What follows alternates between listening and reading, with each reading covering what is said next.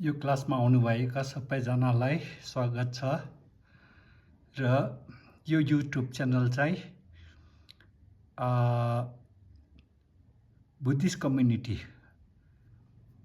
लागि आफ्नै लिपि, आफ्नै भाषा, आफ्नै धर्मको विषयमा जागरुक गराउनुको लागि मैले यसरी भिडियो बनाइरहेको छु।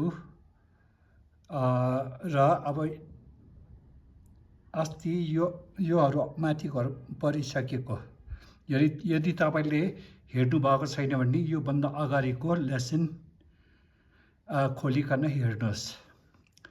अब पहिला कसरी पढ्नु पर्ने त्यो सिकाउने है। ध ढिङ्बो धे ला सा ले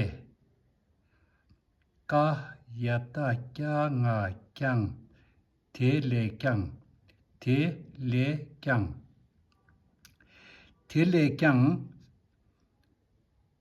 त्यो भन्दा पनि थे ले क्याङ त्यो भन्दा पनि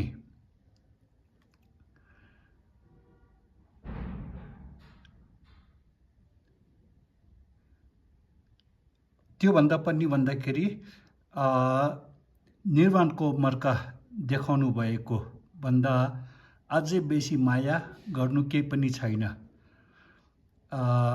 भनेर पहिला हामीले पढिसकेको।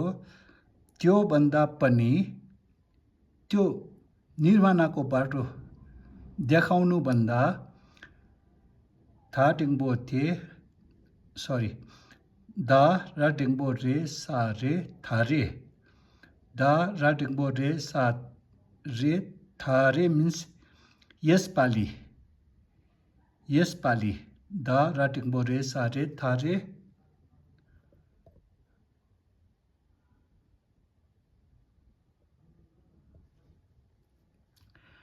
द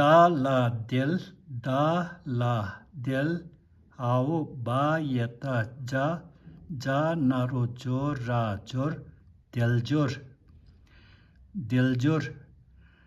देलजोर भन्दाखेरि चाहिँ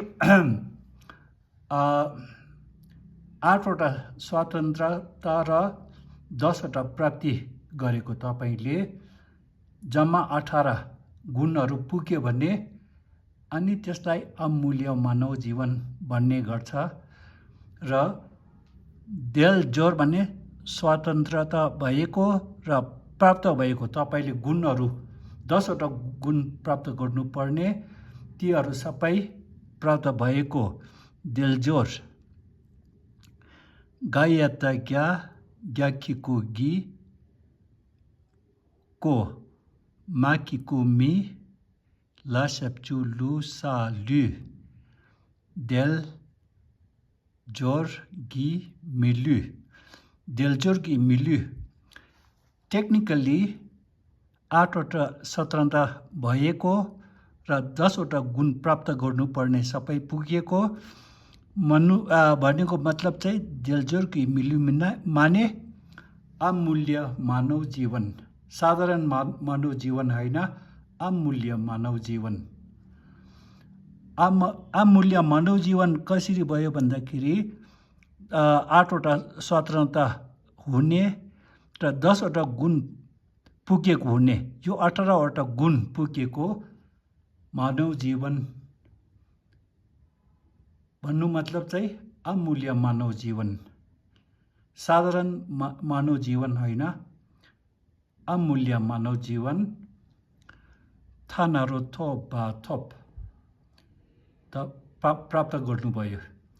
यसपालि तपाईले अमूल्य मानव जीवन प्राप्त गर्यो। मतलब जस्तै सुँगुरमा जन्मेन, नर्कमा जन्मेन, प्रेतलोकमा जन्मेन, यसपालि 18वटा गुण पुगेको अमूल्य मानव जीवन तपाईले यसपालि प्राप्त गरेको छ। बालता ला ङा लाङ दाना रो दो रा दोर लाङदोर। लाङ अपनाउनु, के अपनाउनु पर्छ? लाङ दोर के त्याग्नुपर्छ, के अप्नाएको हुनुपर्छ र के त्याग्नुपर्छ। लाङदोर।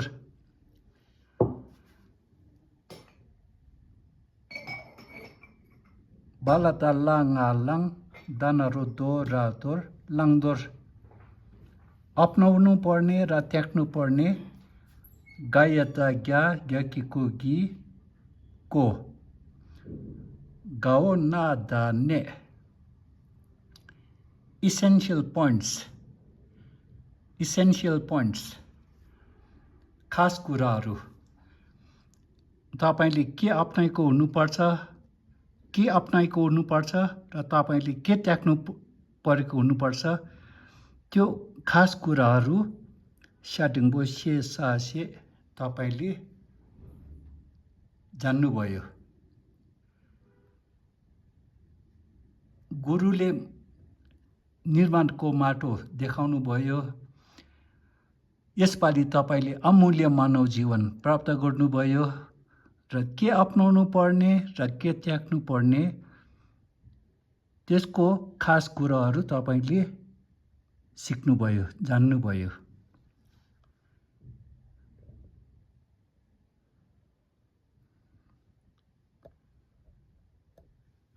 बालाता लाङ अपनाउनु, दानारो दोर त्याग्नु। अपनाउनु के अपनाउनु पर्ने र के त्याग्नु पर्ने को खास कुराहरू तपाईले सिक्नुभयो। से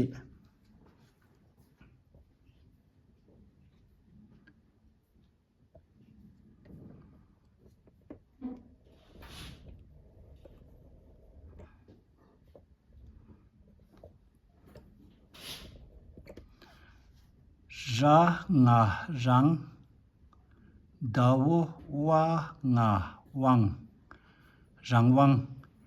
Ra nga rang dawo wa nga wang rangwang। बाको अगाडि यदि दा छ भने चाहिँ जहिले पनि वा भनेर उच्चारण गर्ने। रा nga rang dawo wa nga wang rangwang। Freedom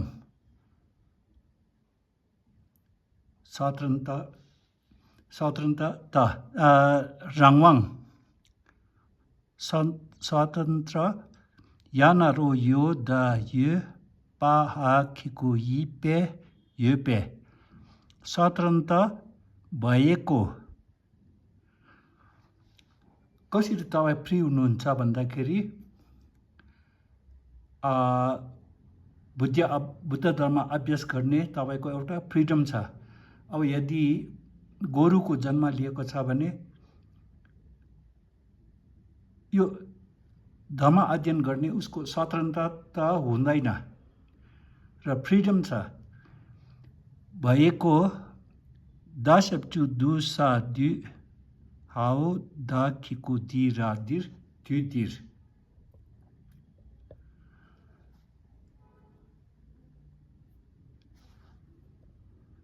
स्वतन्त्र भएको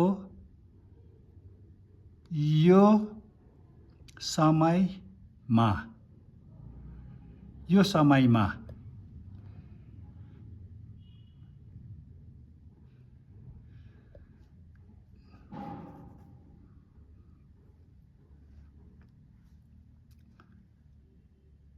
जस्तै अब साधारण उदाहरण लिने हो भने स्कुल जाने कसैको आफ्नो हातमा स्वतन्त्रता हुन्छ, डाक्टर बनिने हो कि के बनिने हो। त्यसरी नै तपाईको सबै गुण पुगेको छ र तपाईको स्वतन्त्र भएको यो समयमा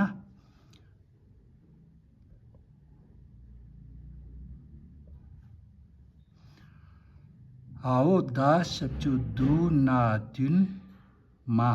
दुनमा चाहना। यसपालि चाहिँ हाओ दा सप्चु दु ना दुनमा चाहना।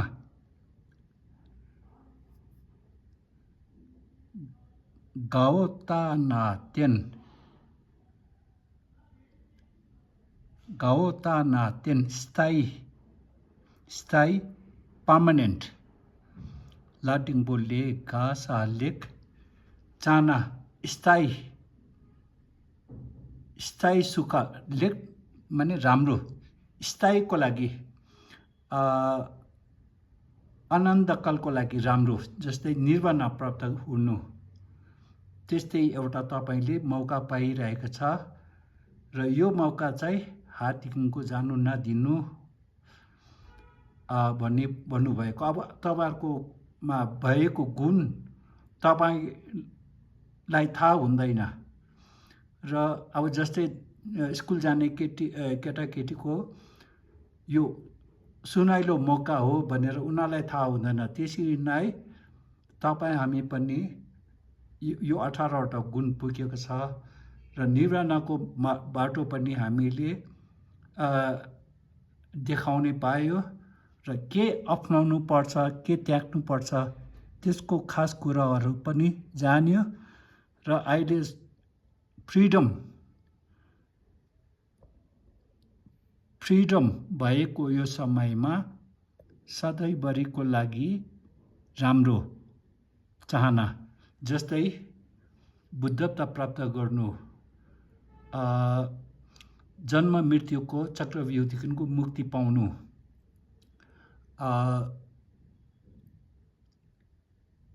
निर्वाण प्राप्त गर्नु त्यस्तै एउटा इच्छा राखेर 1-2 मिनेटको सुखको पछि नलाग्नु सदा सुखको लागि हामीले चाहिँ पुनर्जीवनमा काम लाग्ने धर्म अभ्यास गर्नुपर्छ भन्ने कुरा चाहिँ योसित आजको क्लास यही समाप्त गर्नेछु र यदि तपाईहरुको आसँग आगु काका काकी उनीहरु छ यदि उनीहरु धर्ममा रुचि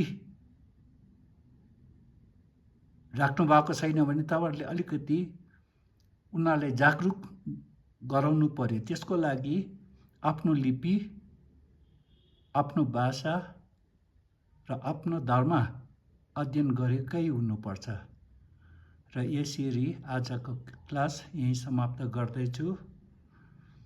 आउनु भएकोमा धन्यवाद।